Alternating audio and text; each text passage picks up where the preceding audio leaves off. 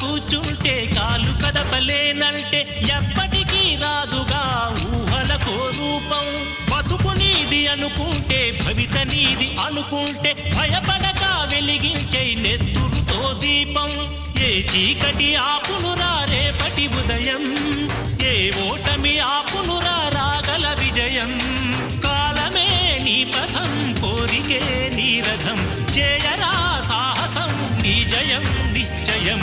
అనుకుంటే కానిది ఏమున్నది, మనిషి అనుకుంటే కానిది ఏమున్నది.